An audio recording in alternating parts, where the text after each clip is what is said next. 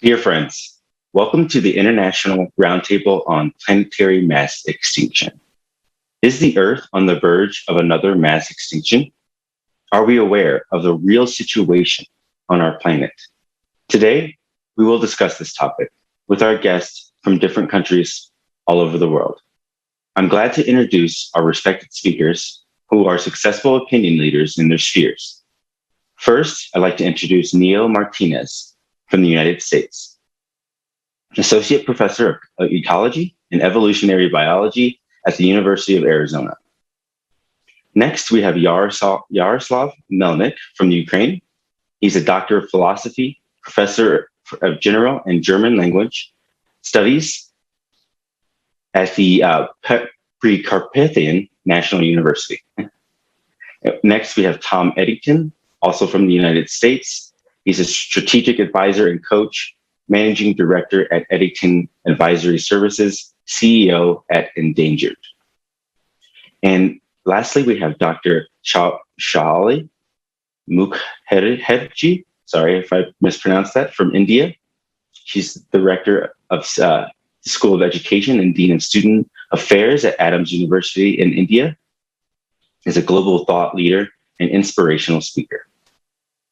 Thank you so much, Sean. Welcome, dear guests. And today our online discussion is held in continuation of the conference, Global Crisis. This already affects everyone.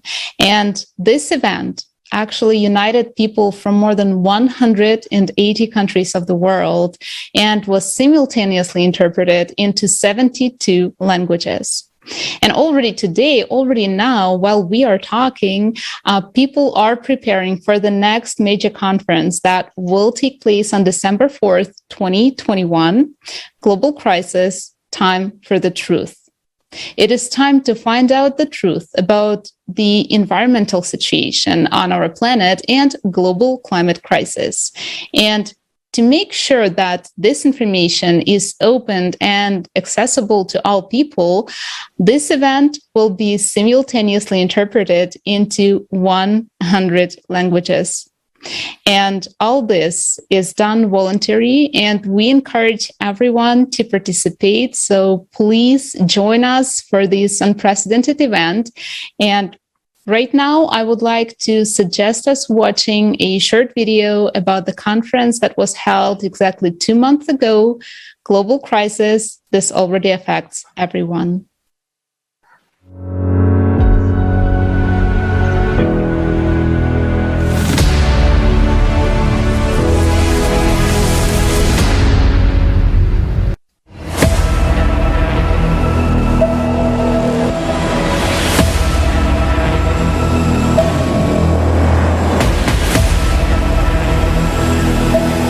Modern civilization has entered the stage of instability and global crisis. The future has already arrived. In the field of artificial intelligence, I really understand that today we see tremendous opportunities and possibilities.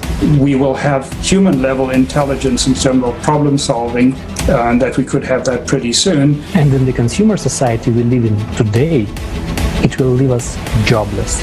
Hello, you are fired. Every owner of some corporation will create a number of machines, fill it with artificial intelligence, so a human being will simply become out of demand in this chain. Millions of people around the world have already become climate refugees.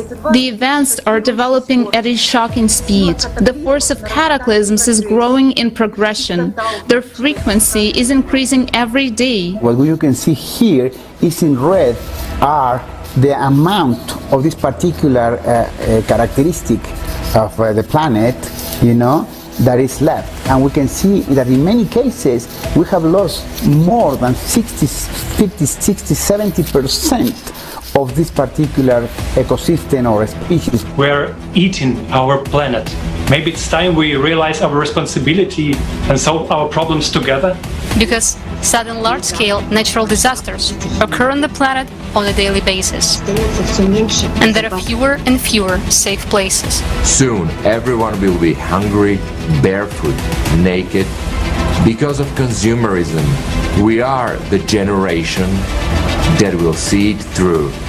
Either we can stand up to it, or it will end with us.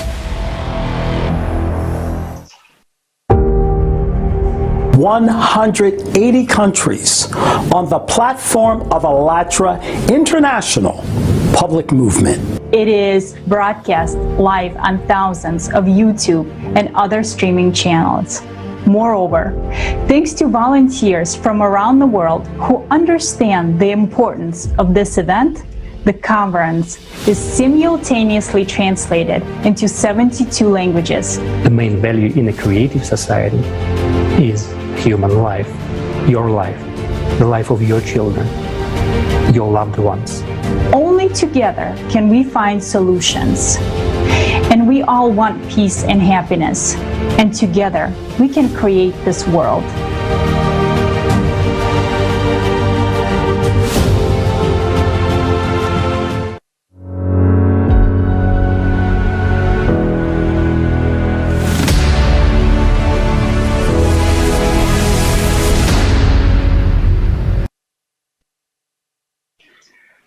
So let's get started with some questions.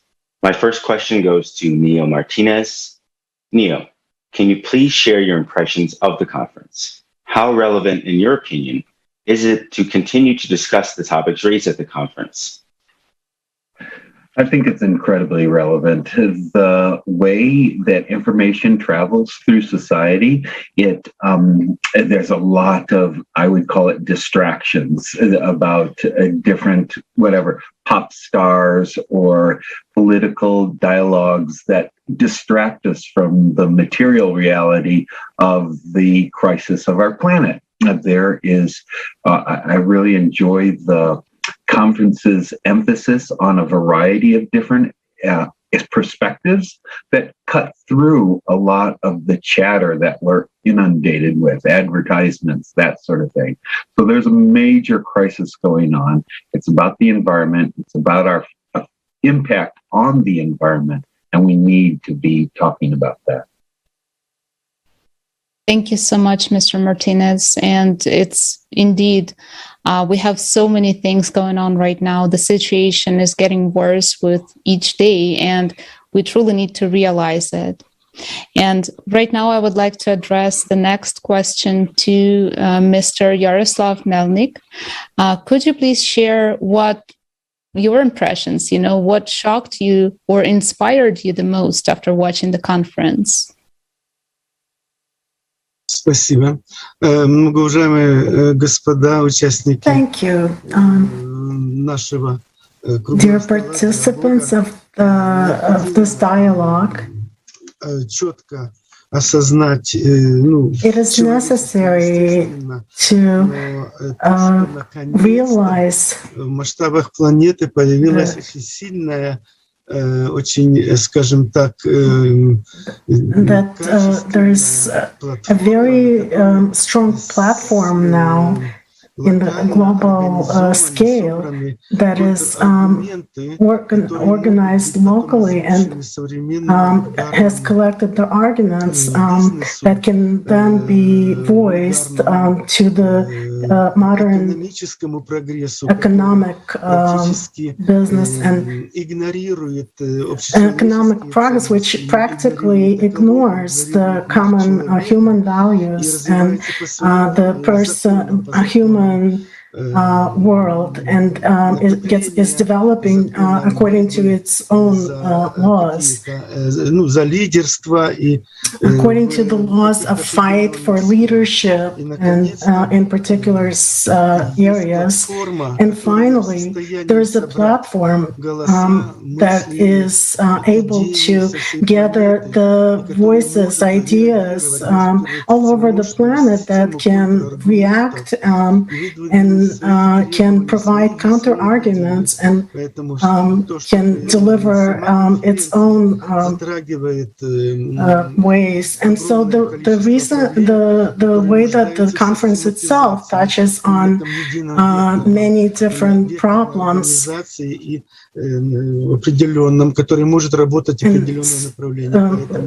can work in a certain direction. So finally, I think the evolution, the human evolution and the evolution of the culture has received a model that can take on the functions of stabilizing our reality. And so certainly this is all very important, and also it's very important that the problems of ecology and instability of our world are connected to the instability that is spiritual, moral, and cultural. And this is a consequence of a certain destabilization of the collective. So I really hope that in the future there will be new constructive counter-arguments to the consumer society. And so this way we'll be able to create a certain system of reactions to these kinds of moments that destroy our world today. So I feel very positively towards what has been voiced and the topics that need separate discussions and deeper analysis as well.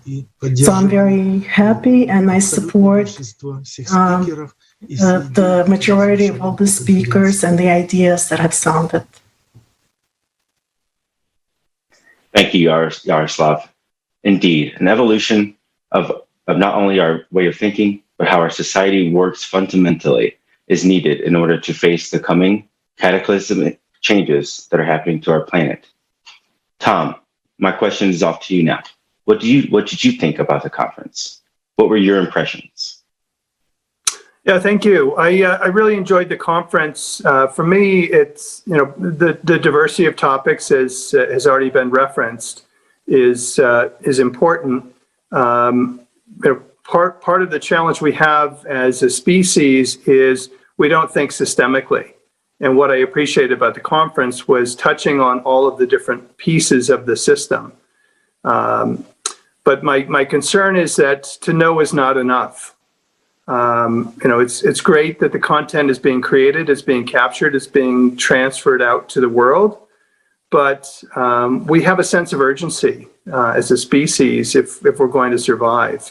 And we need to be moving to action. And so the content needs to be captured, it needs to be disseminated out into the world, but we need to be moving into action as well. And we're certainly seeing it with COVID-19.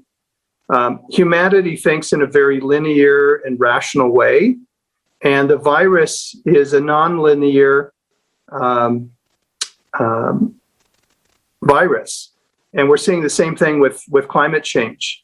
We're thinking very incrementally as a species, and we're being reminded by nature that the world doesn't work that way. So we need a nonlinear social change to respond to the crises that we're facing as a species. Thank you so much, Mr. Eddington. And truly, we need to, partially some part of the world basically needs to realize that there are problems, that there are issues that need to be solved. And of course, we need to, take this responsibility and start acting and start uniting and start basically uniting all our efforts and our scientific knowledge base that we have in order to overcome all these difficulties that we are facing right now and will face in the near future too. And I would like to address the question to Dr. Shauli. Could you also please share your impressions of the conference? What are your thoughts about it? What did you like the most? Sure. Thank you so much. So for me, I see this international conference on global crisis as a very, very important and a significant pointer towards important issues that are happening all around us. So what is extremely important to me is the fact that the conference has been able to generate or create that awareness and that sense of urgency among people. So especially it has touched almost all parts of the globe, and we have speakers and we have people from all parts of the globe who have actually come together and they have shared their ideas on such a pertinent issue. So for anything and for any matter in that sense of the term, if you really want to create an impact, the first step is definitely to create an awareness around it and to acknowledge the fact that, yes, these are the things that are really happening to us. So I think the conference in the very first, in the very first instance, has been able to create that awareness. It has been able to create that sense of urgency and that sense of acknowledgement among the people that, yes, it is happening, and this needs an urgent action on our part. And definitely the second part would be, assuming that ownership and responsibility and understanding that we are responsible for whatever is happening around us. And only that kind of sense of responsibility and ownership will actually propel us towards any positive action. And then when you start taking the action on your own, I'm sure that will definitely, have a kind of a ripple effect, and a lot of people will be inspired by your example, and they will also join the mission. And then, in the true sense of the term, the movement for any kind of positive transformation will begin. Thank you so much, Dr. Shauli. And, I totally agree with you and all our speakers, about the fact that once you realize that there is a problem, you are the one who is able to fix it. And if you want to see any changes in the world, basically start doing the changes yourself. Thank you so much, dear speakers. And, one of the basically main topics that was raised at the conference was the topic of climate crisis and climate change.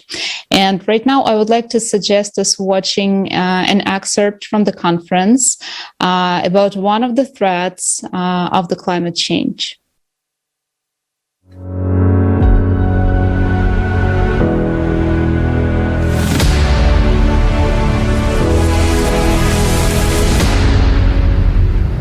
Shocking news of 2021 that you will not find in the headlines of world mass media.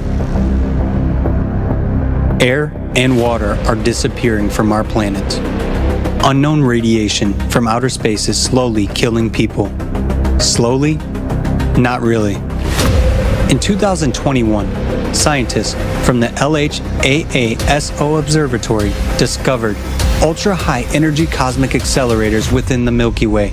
Short-term, but very powerful outbursts of radiation occur when dense neutron stars collide with each other, supernovas explode, or when stars or planets disappear in black holes. Such hard radiation is rapidly destroying the ozone layer in the Earth's atmosphere. It can trigger acid rains all over the planet.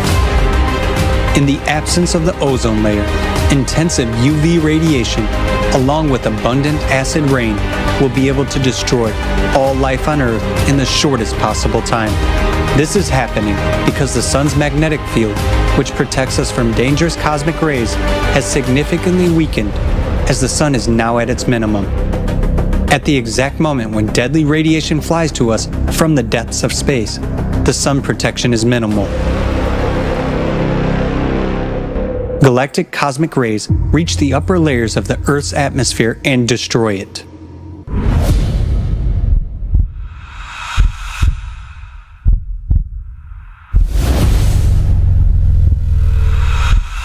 This is accompanied by increased volcanic activity, earthquakes, and extreme weather events.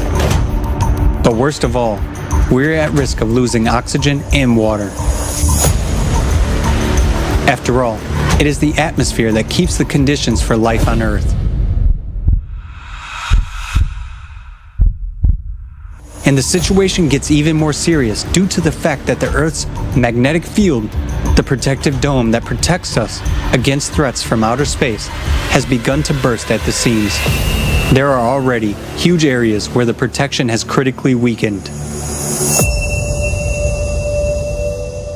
Thus, the Brazilian magnetic anomaly, in fact, an energy hole, has increased to an unprecedented size. It is already reaching the west coast of Africa and continues to grow.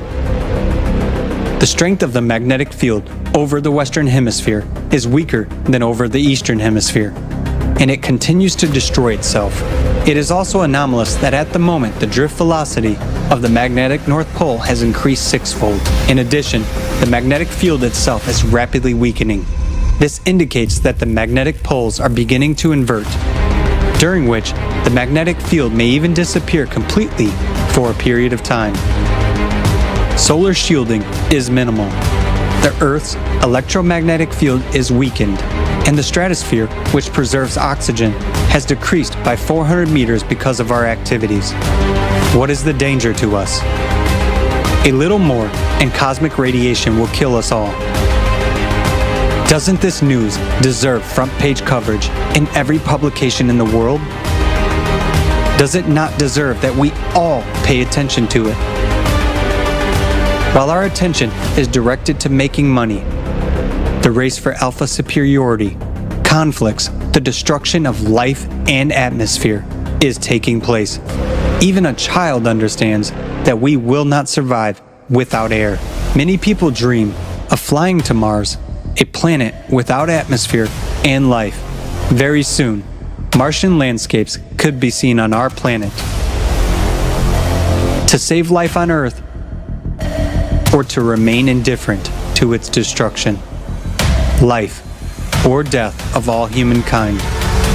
This is the choice every one of us is facing now.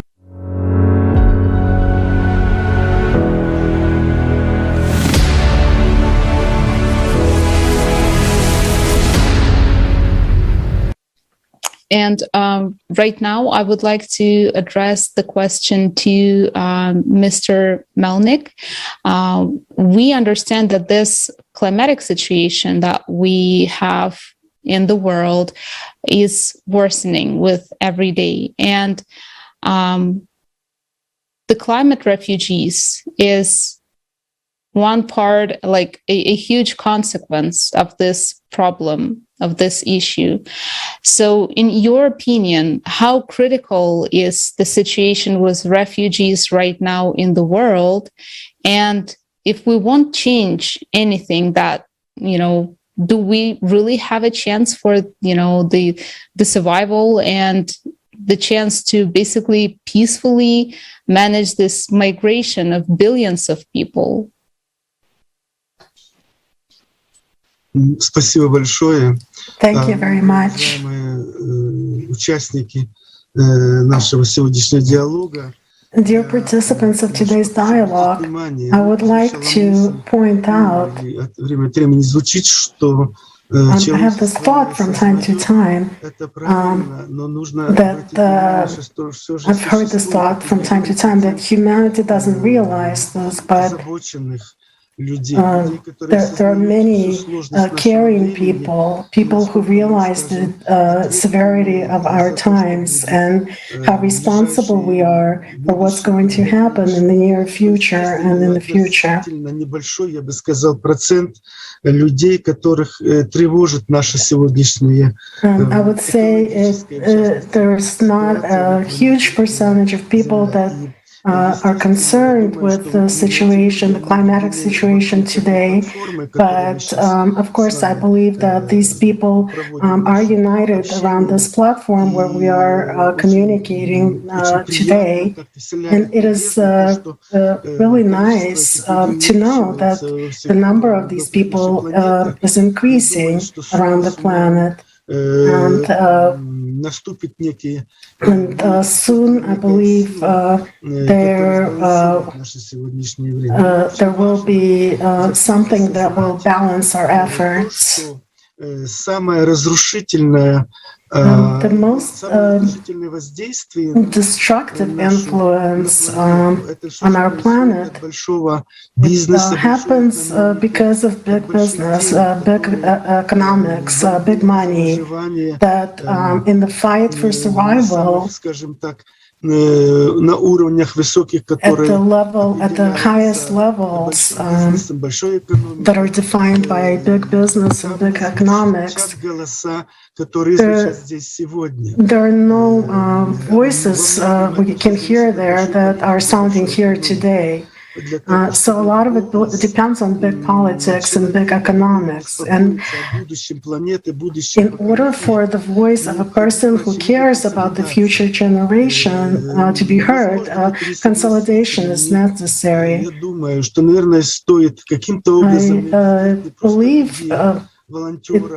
we need to not just unite people who are volunteers and experts in different areas, but also to somehow add in someone from Greenpeace, representative of Greenpeace, maybe people from show business, people from big politics and big economics, just to get these voices to the higher level, so that it's not so not just people who are concerned about it hear it, but to make it heard in a different format, and so we can get to the consciousness and minds of people who make decisions, whose behavior makes a difference. So I believe we need a consolidation here of, first of all, these powers. So there's a center and a counterbalance, so that if they give their counter arguments, there will be a positive result. And I'd like to also point out that there are regions in the world that are somewhat stable and clean, like Scandinavia and other regions where these disbalances are not felt yet, these ecological disbalances. But unfortunately, ecological migration and labor migration, political migration of refugees, very soon it can change the picture, because the pressure on the nature in these regions will increase in these areas, and it's not likely to be able to handle this.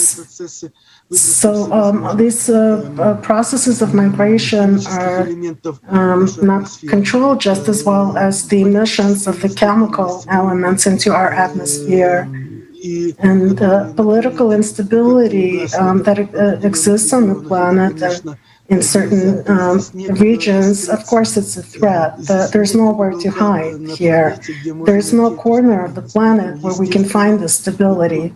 So, of course, this dialogue, it needs to somehow wake up these masses and motivate some development at the higher levels.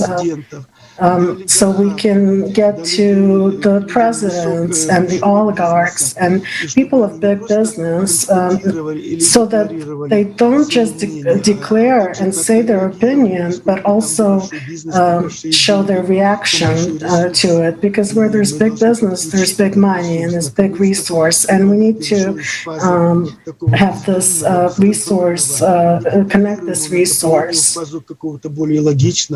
so that it can can get into a more humane phase, something that the thinkers of all eras have called us to, and all the wise men. And this should, a lot of people should be concerned with this.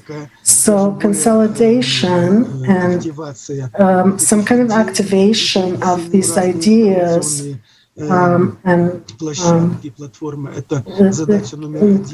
taking this platform to somewhere else is goal number one, task number one. And every day, when we lose opportunity, it's a day lost. So we really need very timely reaction, very quick reaction to what's happening today. So, of course, I agree with everyone, with all the speakers at the conference. Thank you, Yaroslav. Indeed, time is of the essence. Time is very short.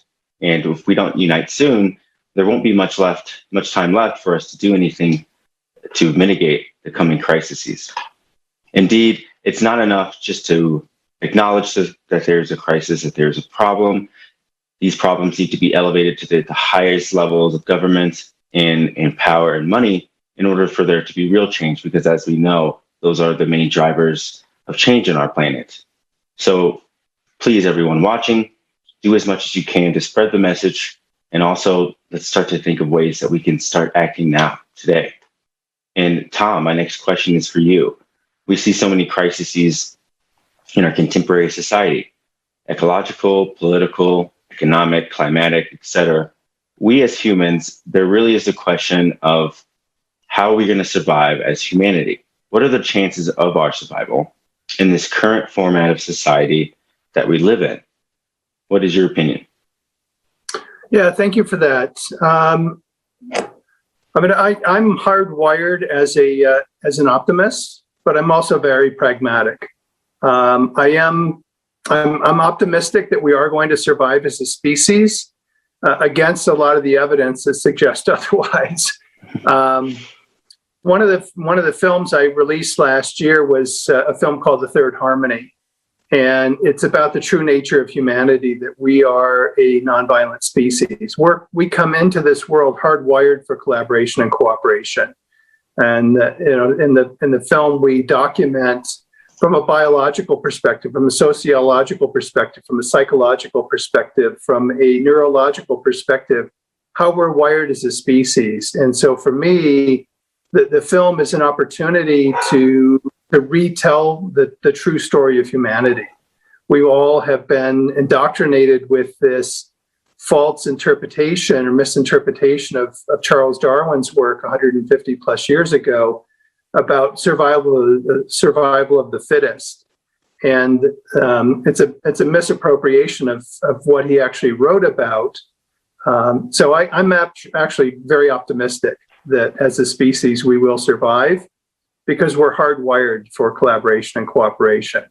But that's not in any way dismissing the fact that President Kennedy was the first U.S. president to be advised of climate change. And every single president since the early 1960s has been told about climate change. And yet we've continued here in the US and I think around the world, continue to kick the can down the road. We'll let the next generation deal with it. We'll let the next generation deal with it. And part of the challenge is we're constantly being presented with a false choice. About a decade ago, I worked in California to ban plastic bags. And the industry, the plastic bag industry, created this false choice, this false narrative of paper versus plastic. And the reality is it's single-use versus multi-use bags. And as consumers, as human beings, as individuals, we need to be constantly aware of what are the choices that we're being presented with, and are they false choices? And so when we look at climate change specifically, there's about 300 gigatons of excess CO2 in the atmosphere. And we contribute about 10 gigatons a year on top of that. And when we look at what are possible solutions, Reforesting the planet will sequester about 100 of those 300 gigatons of CO2. Restoring the oceans would result in sequestering about 70 gigatons. Restoring the soil, we've lost half the topsoil on the planet in the last 150 years. Restoring the topsoil would result in about 116 gigatons being sequestered. Restoring the grasslands, we don't even know how much they would contribute. But if we look at what's one of the leading drivers of the deforestation, of the destruction of the oceans, destruction of soil, it's agriculture. And the agriculture industry contributes 25% of the CO2 that's going into our atmosphere. 75 or 71% of water use on the planet is by the agriculture industry. 25% of the energy use on the planet is through the agriculture industry.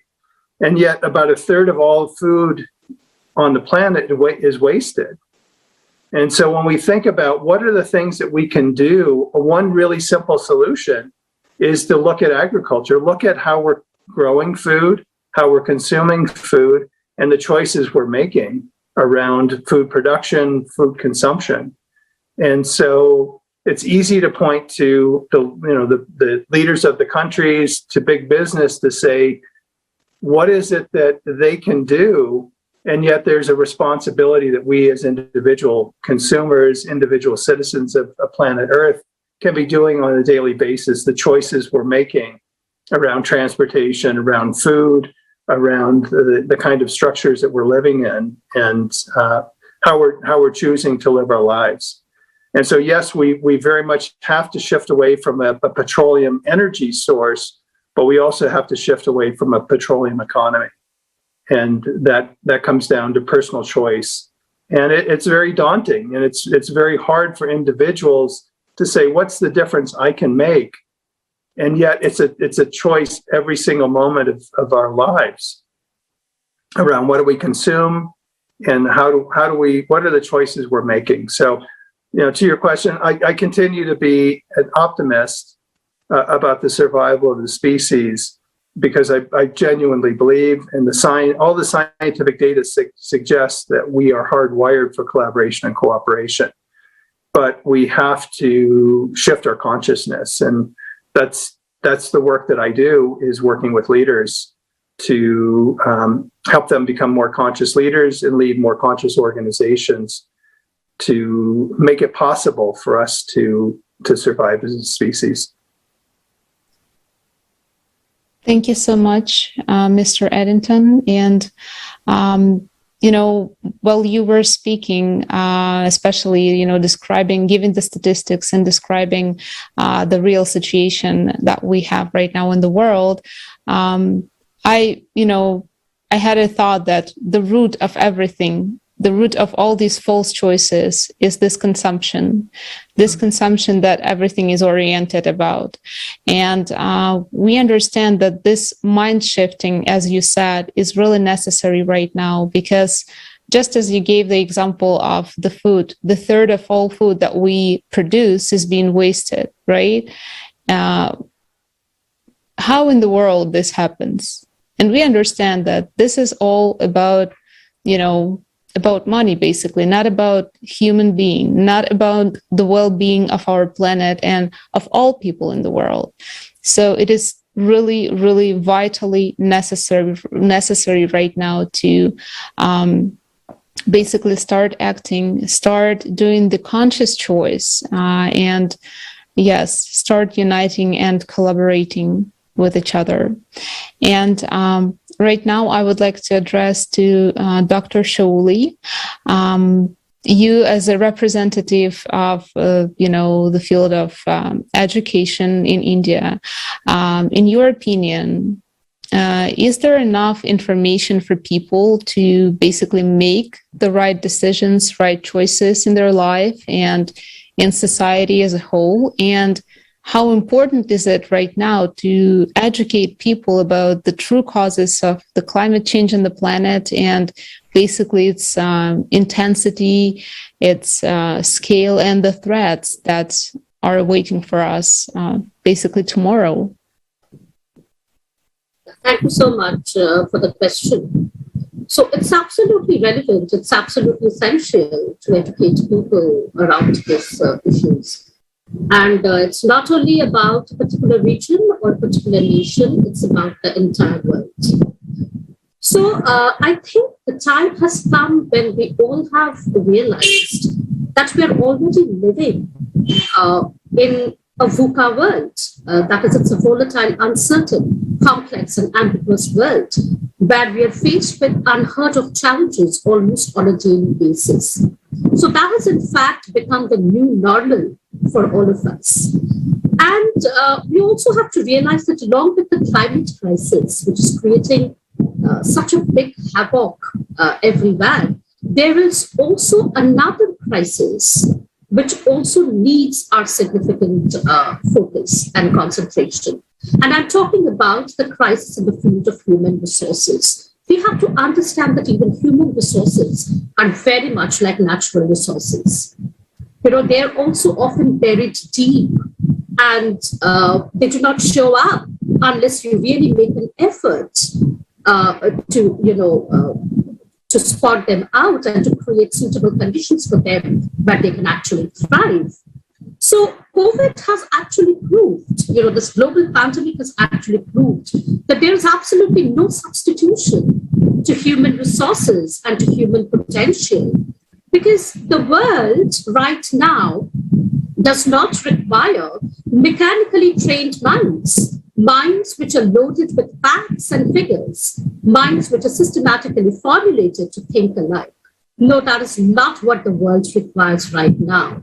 So what the world requires are actually creative minds and innovative minds, minds which are capable of divergent thinking, minds which are capable of out-of-the-box ideation.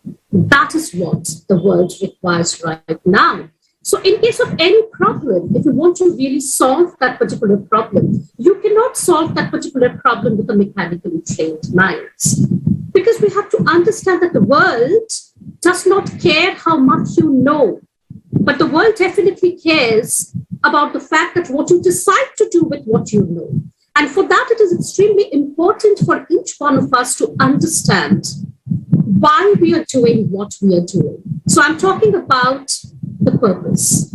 I'm talking about the purpose in the sense, because you have posed a question to me about education or about educating the minds. So unless education enables us to find out the real purpose of our existence or about our survival, if you're unable to spot what is the purpose for which we exist, or how is it that we are going to create a positive and visible and tangible difference in the lives of many people around us? I mean, if education fails to do that, then there is a serious problem. Also, if proper education can make us realize the fact that the very fact that we still continue to exist on the face of this planet is an ample testimony to the fact that we do matter. So if it hadn't been so, we wouldn't have existed, right? So we matter. And we are actually not human beings with, spiritual experiences, but we are spiritual beings with human experiences. So education, or real education, or true education in that sense of the term, will actually make us realize all these things, and will also help us to understand that it is not cutthroat competition. It's not, running in that rat race that will actually enable us to gain anything out of it. So it is ultimately, the two important skill sets that will enable all of us to actually, thrive in the 21st century VUCA world happens to be collaboration and cooperation and not cutthroat competition. So it is not about making a human cry about intelligence quotient or IQ. It is about developing in each and every child, each and every human being, the essential other components or other quotients. And by that, I mean EQ, emotional quotient, CQ, creativity quotient, PQ, passion quotient, HQ, happiness quotient, SQ, spiritual and social quotient. And most importantly, what COVID has taught all of us is that we need to hone and nurture AQ, that is adversity quotient, how to deal with the vagaries of life, how to deal with the uncertainties of existence. So true education or real education will actually enable all of us to realize these basic facts. So if there is the absence of education, then obviously there will be a lot of problems. So I'm not trying to say that whatever is happening around us, be it in the form of climate crisis or be it in the form of anything whatsoever, education is the root cause of all the problems. I'm not trying to say that, but I'm definitely trying to make a point here that education can definitely be a solution to all the problems that we are facing currently. Wow, thank you so much for your speech there. Absolutely. The problem we've heard cannot be addressed in one way. Clearly, there are nonlinear problems that humans tend to face in a linear fashion. We've heard that the human resource is the greatest resource. We've heard that humans are hardwired for cooperation and problem solving to extend our existence here on Earth. So how do we do it? Neil, I'd like to ask you another question. We often hear about the problem of overpopulation. At the conference, it was voiced that 8 billion is exactly the number of people which is needed to make global changes on our planet. It's possible only when we unite as the whole human potential. But how can each person understand that he or she is very important in that process and that everything depends on the choice of each person? What do you think? I think that much of that is true, that people need to realize their power for change, their power in creating change. Many, perhaps most of the people now are able to have some choice in their government, being able to vote for politicians, and being able to spread their ideas to others that can vote for politicians.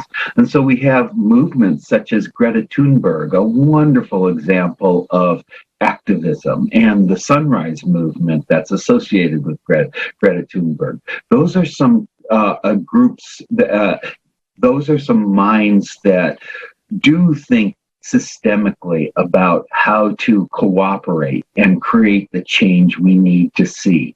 In the States, we have the Green New Deal that is a political movement to address very, I think, intelligently and deeply the causes of climate change and so many other issues.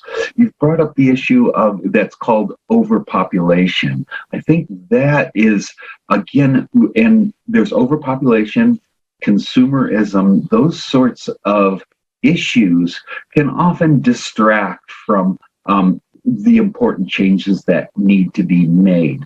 For instance, it's the number of people who don't present that much of a problem to the amount of resources that we have on the planet. It's much more of an issue of distribution of resources. There is enough food to feed everyone, but that food is not distributed in a just manner. The rich countries are able to hoard resources, and the poor countries are being basically ripped off of their resources.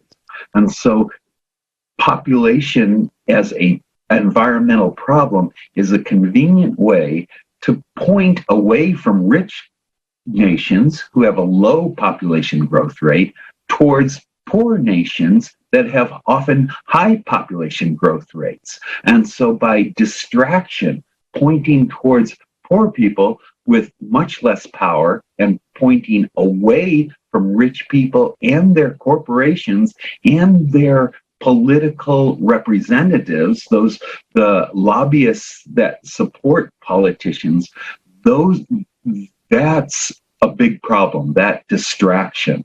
We need to refocus, as I think Greta Thunberg's and the Sunrise Movement has done, as the New Green Deal does in the States, to the United States. They are I think, deep thinking social change agents that have good solutions to the problems. These problems are complex. They are nonlinear. They are difficult to understand. Those of us who spend our lives understanding them and studying them, it's a wonderful occupation. It's a wonderful gift to be able to study our world, study our species. I'm an ecosystem ecologist. I study how interdependence of organisms. I am also very much a critic of Darwin's struggle for existence and think a party for existence might be a much more useful way to consider how populations interact. That is, we help each other out. We find partners on this planet. Some of our partners are cotton plants or wheat or corn. Those cooperative, mutualistic relationships between ourselves and other species is what we need to develop to address the problems that we see.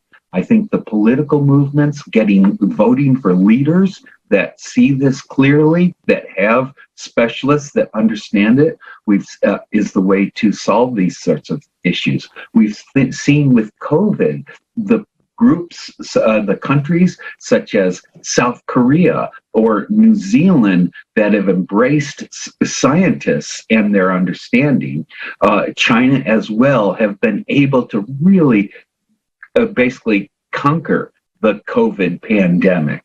Those countries that have ignored the scientists, our country, the United States, especially in some states, Brazil, other countries that have ignored the scientists have suffered. I think that's a wonderful, terrible example, but very illuminating example of what we need to do when it comes to a complex problem, a nonlinear problem, a problem that demands cooperation.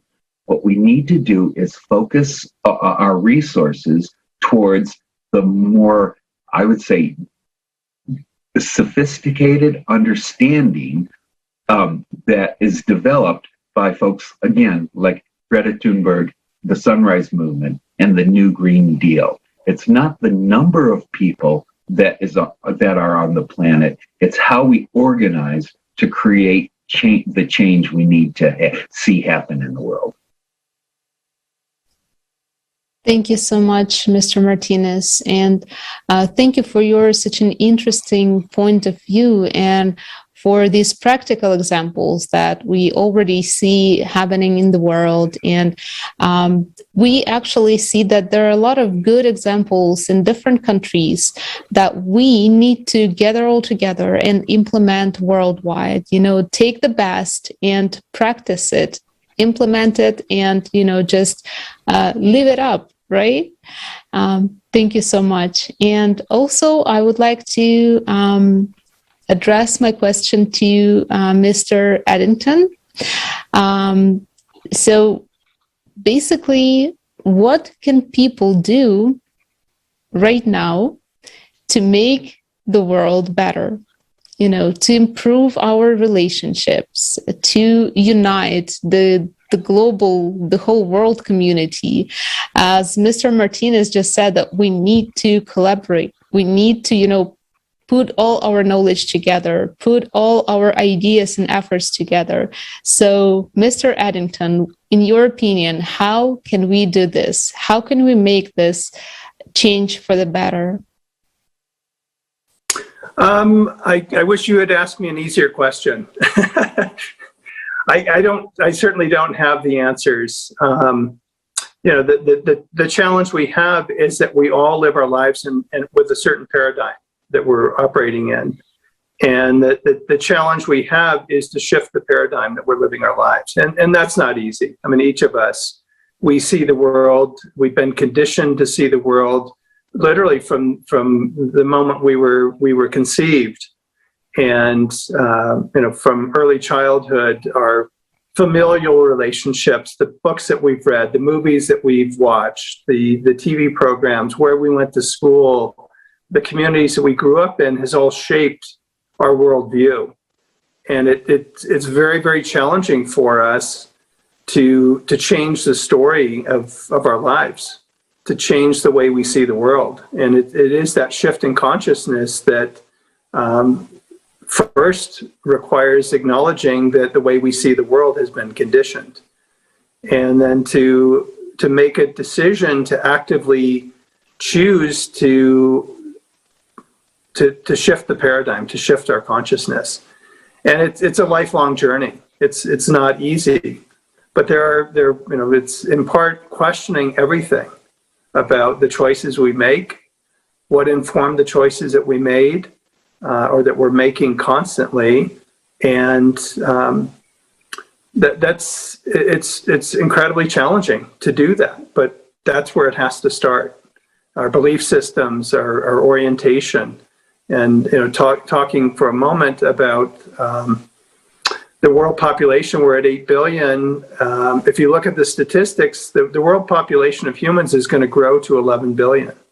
And the carrying capacity of the Earth can handle that 11 billion if we're living on the Earth in a different way than we are now, if we're consuming in a different way, if we're in relationship with each other in a different way. But that requires a shift in consciousness. And we're at about 85 million people on the planet who are climate refugees. That number is going to grow to 200 million by the end of this decade. And ultimately, probably around a billion people are going to be climate refugees over the next 30 years. And that's going to force us to be with each other in a very different way, to see what does it mean to be human in a very different way, to make choices in how we're living our lives in a very different way. And it's not going to be easy, that transition. The good news is, as a species, we're hardwired for change.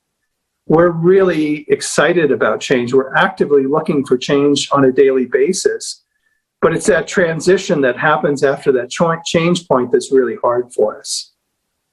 And so being resilient, being open to the transitions that are necessary is what's going to be required. But it goes back to that shift in consciousness that I mentioned before. And fortunately, there are conferences like the Global Crisis Conference and others where people are being presented with information that's an invitation to being open to shifting our consciousness and changing. But there has to be that willingness, there has to be the desire, there has to be the opportunity for us to live our lives from a place of trust rather than fear. And unfortunately, here in the US, we've perfected the marketing of fear, business, government, and we've exported that to the rest of the world. And so part of that shift in human consciousness is to recognize we're living our lives from fear, and we need to be living our lives from love. And love is the energy of the universe. And so if we can be open to that, if we can be receptive to that, if we can be living our lives from that place, that will enable us to shift our consciousness, which is necessary. Thank you, Tom. I absolutely agree. We live in fear, and fear, unfortunately, has left us into inaction and fighting amongst ourselves about things that are distracting us from the larger problems going on in the world and with our planet.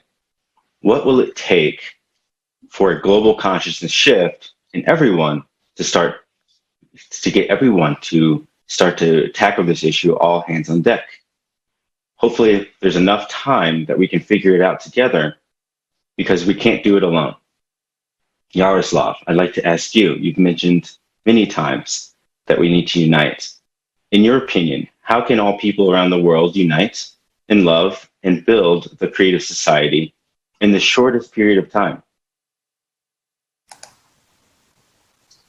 Спасибо огромное за Thank you very much предыдущим спикерам. To the previous speakers for everything that's been said. I think it's all realistic, and it really coincides with the picture of the world that we have currently. Господа, я считаю, что изменить быстро и результативно I believe that to change it quickly and with great results is going to be somewhat difficult, but it will be possible to do if the leaders of the countries and political governments of the countries will be involved. На нашей планете. Мне кажется, что мы But I think that we are leaving out a very important point here. Не акцентируем внимание на We're just как-то not emphasizing it. В полной мере активирован. Мне кажется, что мы не до конца понимаем, что такое человек. We are not completely understanding what a human is, what culture is, why if a person has started living better, he continues to want a higher level of life and more. Why a stable enough world does not give him enough stability, doesn't change the vector of his relationship with the surrounding world. So it's like just the paradox of an educated person.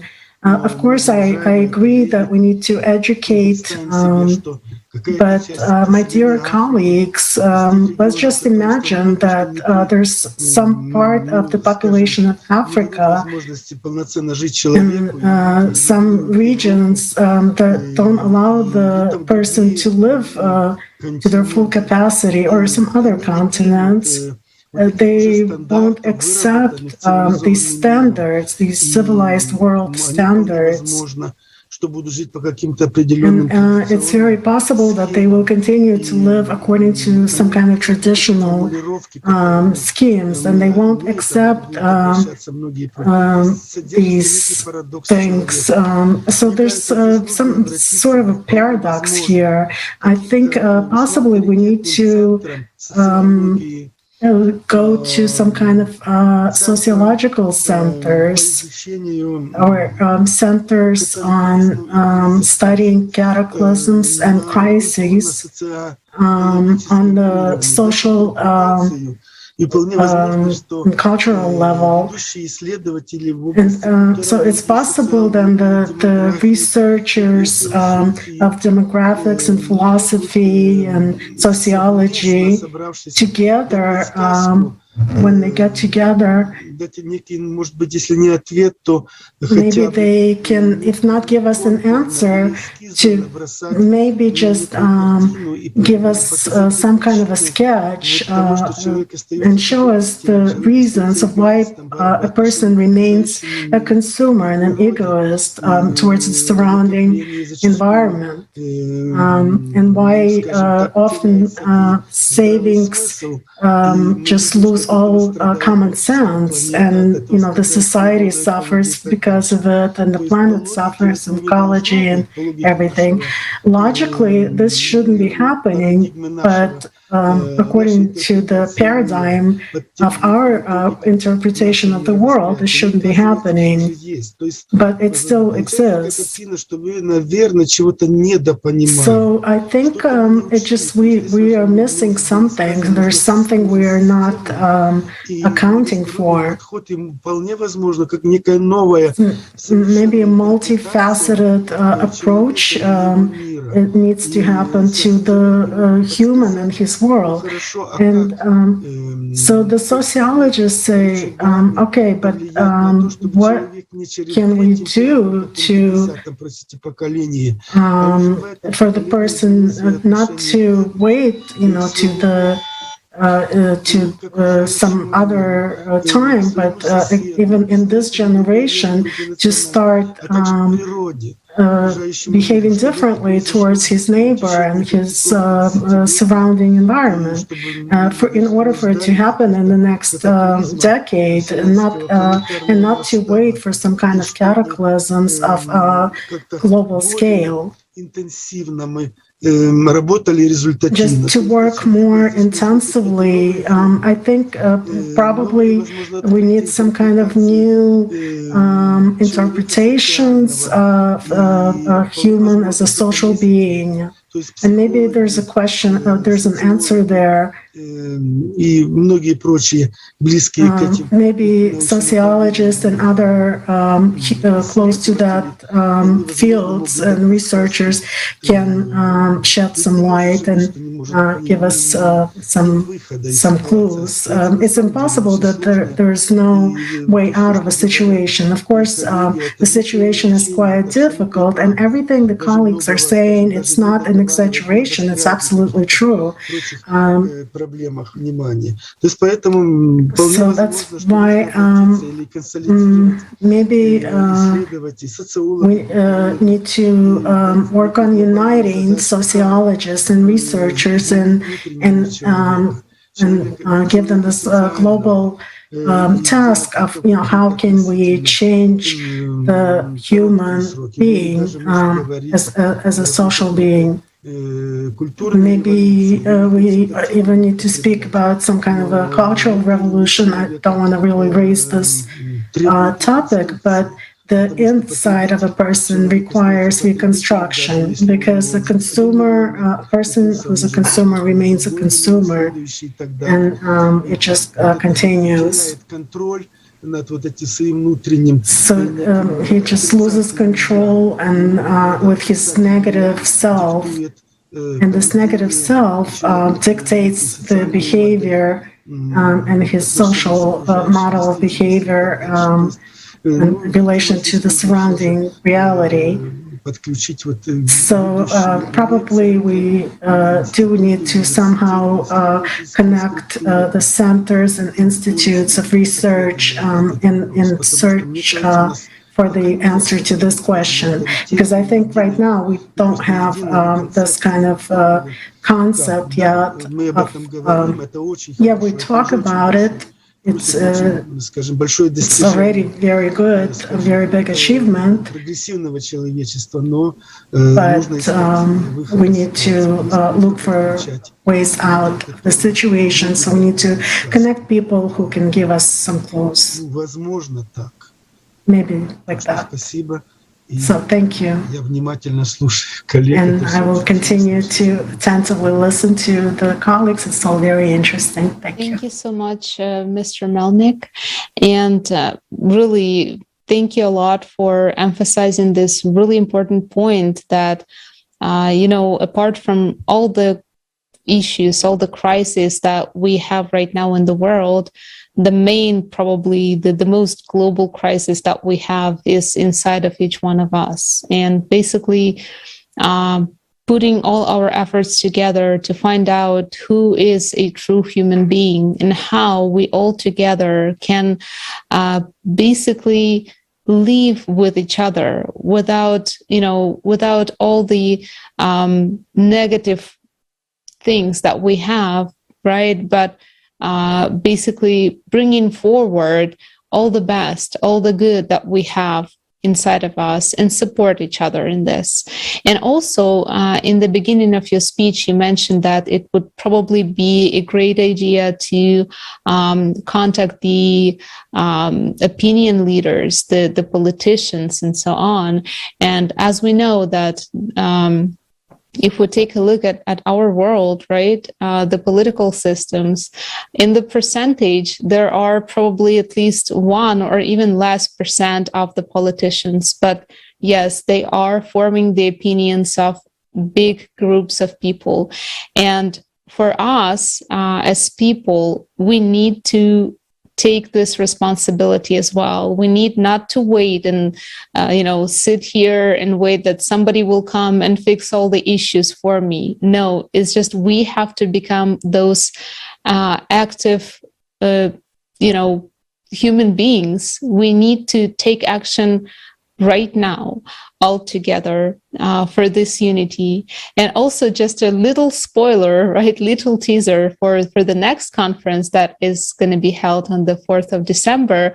We are already in the process of contacting the leaders of different countries, leaders, opinion leaders, and celebrities as well, so that more and more people could get informed with the help of these people, because we understand that they have a lot of influence, they have a lot of followers, and they would be, the great examples of spreading the words of unity all over the world.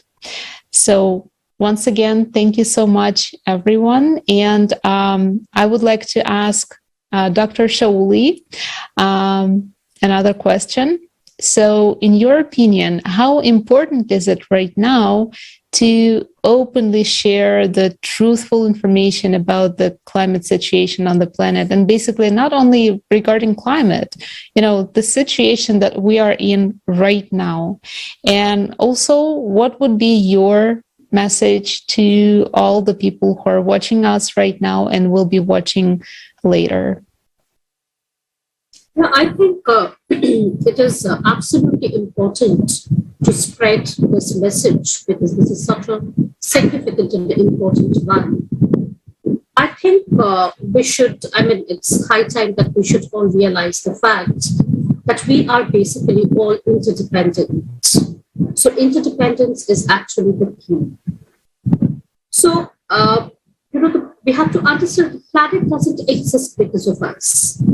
It is because of the planet that we exist. So even if you consider a very simple dynamic of, something that we do every second, that is we breathe in and we breathe out. So whatever we inhale, the trees exhale. So whatever the trees exhale, we inhale.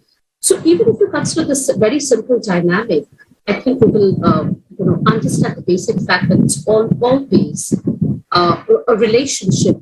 There is a constant transaction which is going on. There's constant partnership. There's a constant collaboration, constant relationship which is going on. So we are a part of this particular and important dynamic which we cannot deny. And also, yes, coming to the solution, I would say it will not come very soon, or it will not come overnight, because of the very fact that the problems which are there all around us, the problems have not been caused overnight. So the problems will also not come overnight. So it's a constant process.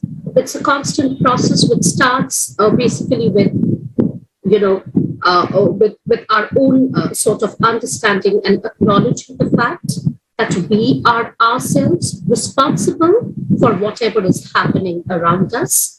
So it starts with that acknowledgement. And then maybe when we start taking ownership and responsibility for our own action, then we are motivated to perform some positive action in this particular field.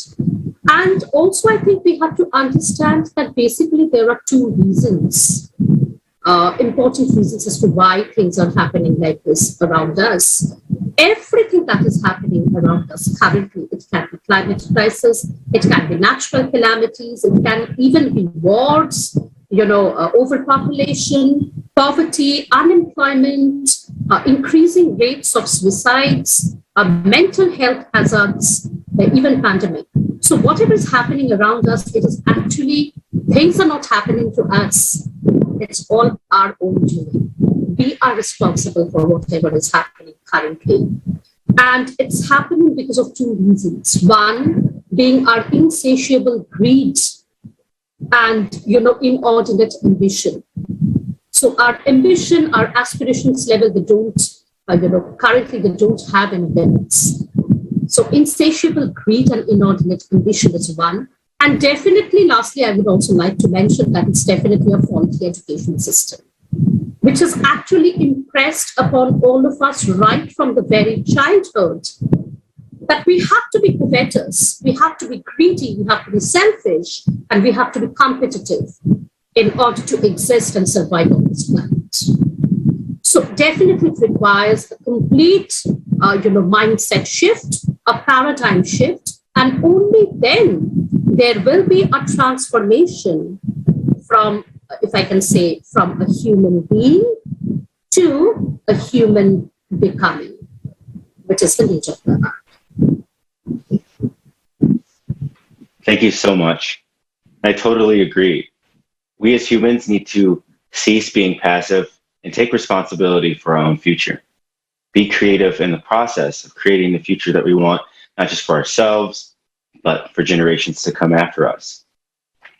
Talking about the mass extinction on our planet, we know it is a frightening topic. But unfortunately, we raise these topics because right now it's a reality that we live in. The world is changing today at such a rapid pace. Numerous crises are popping up all over the world and becoming worse. In order for us to avoid another mass extinction level event, we must unite as a human race, as one people. Because after all, is anything that we're doing now working? We're separated, we argue, and we fight over things, and yet we find every reason not to cooperate and face the challenges that face us. As we all can see, things are only getting worse. So friends, I ask you, let's unite before it's too late.